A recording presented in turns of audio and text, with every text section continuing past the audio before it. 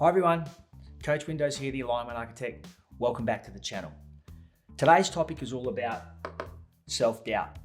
And for me, when I get the phone call around, can you come and give me a hand? Usually it's around we've found a funk or a wobble in someone where they're really not feeling great about themselves. So this little model today, it's called the PIPE model, talks about how do we investigate self-doubt and how do we come up with some strategies to work on it and help ourselves not feel so unworthy or upset with the way we performed.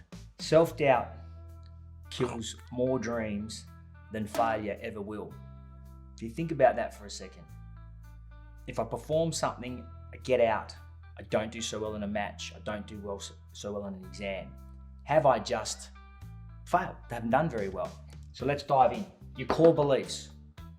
You've heard me talk a lot about being in alignment or out of alignment. And if your core beliefs are in alignment, then your life's going pretty good. You're feeling good about who you are, the way you present yourself to the world. But if your beliefs about yourself start to get a bit shaky, I'm not good enough, I'm never gonna make it. But if you can really always remind yourself of your vision and your mission, you've seen me do that many times in this video so far. Now I'm clear on where I'm going and my belief is I'm going to make it. Self-doubt will find it very hard to creep in and get through the cracks and disturb your life. So that's really, really important to start with. Unhelpful rules for living. Think about sleep, your food, all about your body. How do you actually look after it? If you've got some unhelpful rules there.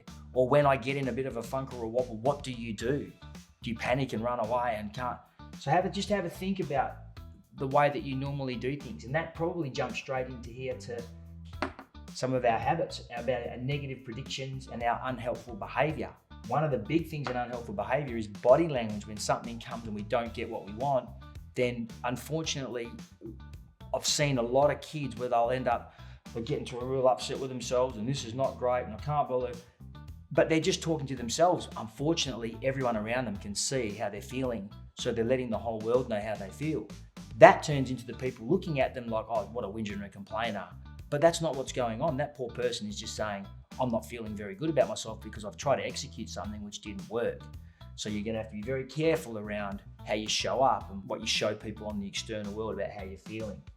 Negative predictions, making assumptions. This is terrible, I'm never gonna make it, catastrophizing. Careful, because if you do that, then it is self-doubt, not just I didn't do very well on the day. Speaking to yourself in a critical way. If you really listen closely, inside there, there's that inner critic. It goes on a rampage, not of appreciation of why you're not doing so well at something. I told you should have done this, and rah, rah, rah. It's funny how we see a donut in front of us and we think, oh, I'll eat the donut, and then half an hour later you get home and you think, what'd you eat the donut for? The mind did two completely different things, yet it told me to eat the donut, then it told me I'm no good for eating the donut. Have a think about that for a second. It's a pretty powerful way of realizing what your mind can play tricks on you. It tries to do what you want it to do all the time, but unfortunately, it gets it wrong. The two most important things we can do with self-doubt is work out, when is it happening?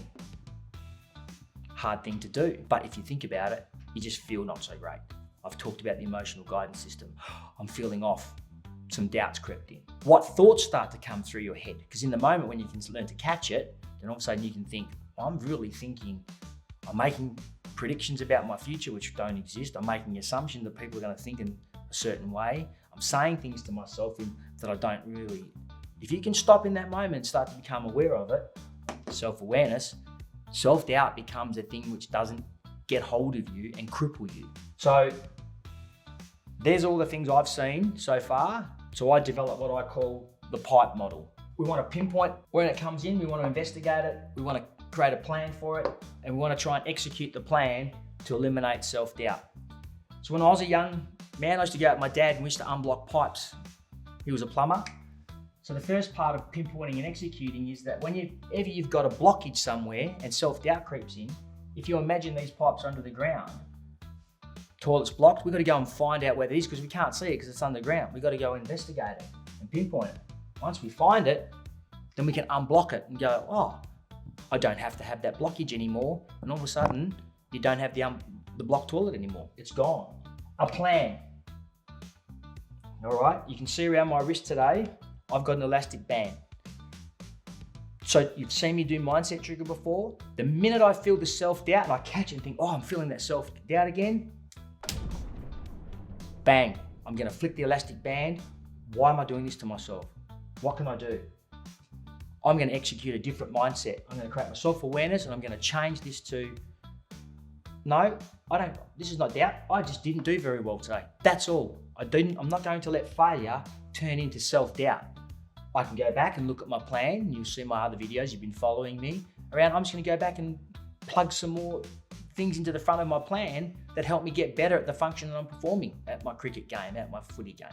What are the things that got in the way? Create a plan. It's the last video I did. If self-awareness is your number one goal and personal development, which this channel is all about, getting back into alignment and allowing your best self to lead, not letting the self-doubt cripple you, that is one of the biggest and most important things you'll ever do in your life. So learn to investigate it, come up with a lucky band mindset trigger, pinpoint it, catch it, and then try and change your mindset. Try and put something else in there. Now, the most difficult thing to do is, I'm not feeling great, and then someone just says, oh, we'll just feel better. Sometimes you have to just sit with it, allow it to be, and go through this model and work out which one of these things is happening, and then start to unpack it.